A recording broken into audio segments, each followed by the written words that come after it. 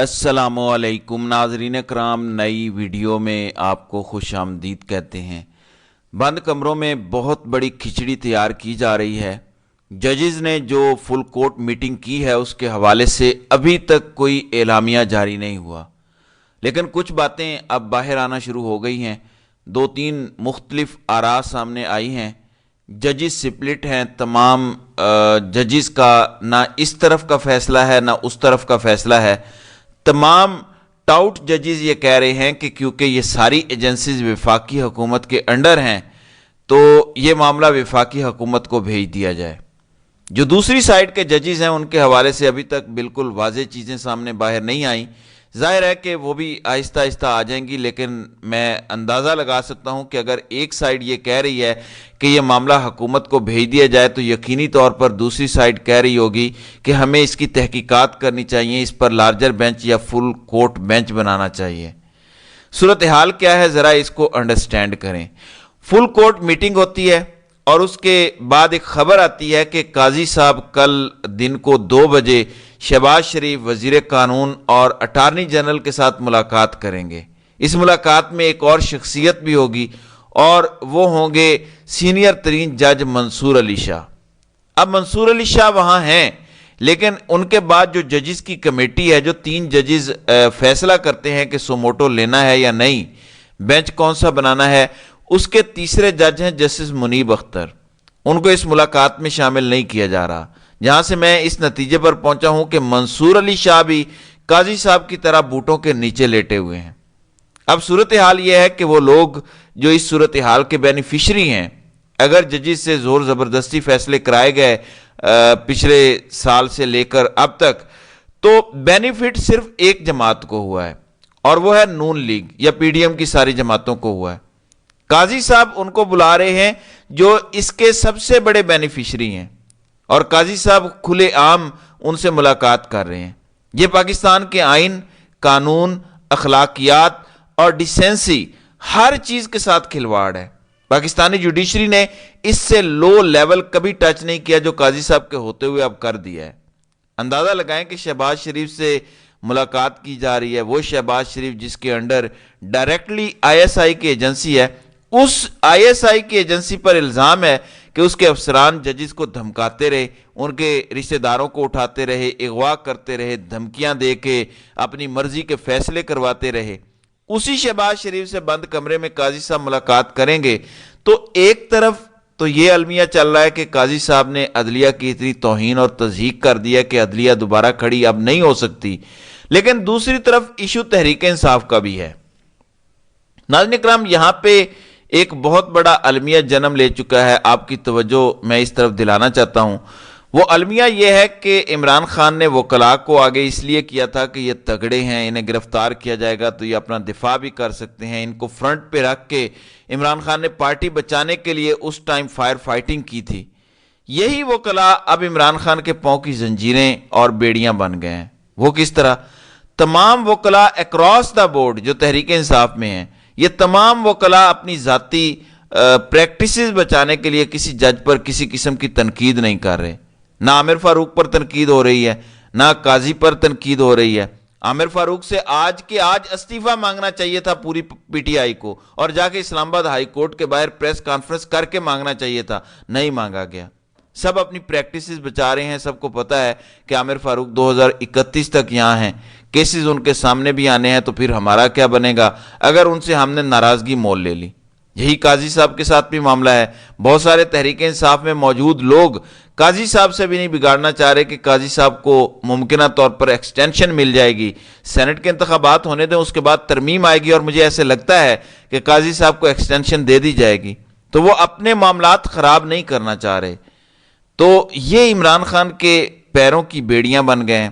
یہاں پہ سیاسی لیڈرشپ چاہیے۔ اب وہ وکلاء کی ملاقات ہوتی ہے، پھر بھی کبھی کبھی عمر ایوب کوئی 7ویں 8ویں دفعہ کوشش کر چکے ہیں، ملنے نہیں دیا جا رہا عمران خان سے۔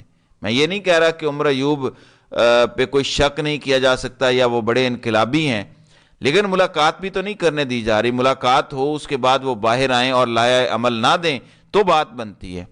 اب آج کہا جا رہا ہے کہ عمران خان سے صبح میٹنگ ہوگی، لوگ انہیں جا کے ساری صورتحال سے آگاہ کریں گے جو ججز سامنے ہیں، کیونکہ ابھی تک عمران خان کو آفیشلی نہیں بتایا گیا۔ ظاہر ہے ان کو جیل کے اندر خبر تو مل گئی ہوگی، اخبار وغیرہ بھی وہ شاید پڑھتے ہیں، لیکن عمران خان کو آفیشلی پارٹی کی جانب سے آج بتایا جائے گا، اور اس کے بعد جو عمران خان لائے عمل دیں گے آگے اس پر عمل کیا جائے گا۔ مجھے لگتا ہے جو کل ایک بڑی ٹھنڈی سی پریس کانفرنس کی بیرسٹر گوہر نے، اس کے پیچھے بھی یہی لاجک ہے کہ ان لوگوں کو خود کوئی نہیں پتا کرنا کیا ہے۔ فار ایگزامپل عمران خان باہر ہوتے، اب تک وہ کم از کم 2 سے 3 پریس کانفرنسز کر چکے ہوتے، جلسے کا اعلان کر چکے ہوتے، میڈیا کو 5-6 انٹرویو دے چکے ہوتے، انٹرنیشنل میڈیا انگیج ہو چکا ہوتا، اور عمران خان لانگ مارچ کا بھی اشارہ دے چکے ہوتے کہ اگر ہماری بات نہ مانی گئی اور یہ نہ ہوا تو پھر لانگ مارچ کی تیاری کریں۔ ایک دم پریشر بنانا پڑتا ہے جب آپ موقع دے دیتے ہیں۔ فار ایگزامپل 8 فروری کو عمران خان الیکشن جیت گئے، 9 فروری کو جب ڈاکہ پڑ رہا تھا تحریک انصاف کی آزاد لیڈرشپ لمبی تان کے سو گئی اور وہ تاریخی موقع ضائع کر دیا۔ اس کے بعد نئے فارم 45 تیار ہوئے، ٹھپے لگے، اور اب انہوں نے اپنے ٹریکس بہت سارے کور کر لیے ہیں۔ تب اگر ایجیٹیشن کی جاتی، یہ اپنے ٹریکس کور نہیں کر سکتے تھے، یہ چپ کر کے ڈر کے اپنے دڑبوں میں بیٹھ گئے۔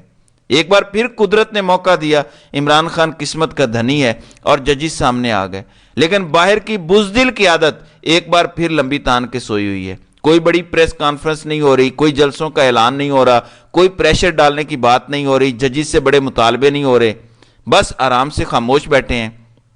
بلکہ وہ جو صدیق جان نے رپورٹ کیا، مجھے بڑا دکھ ہوا کہ جس دوران فل کورٹ میٹنگ چل رہی تھی تحریک انصاف کا ایک بھی وکیل وہاں موجود نہیں تھا۔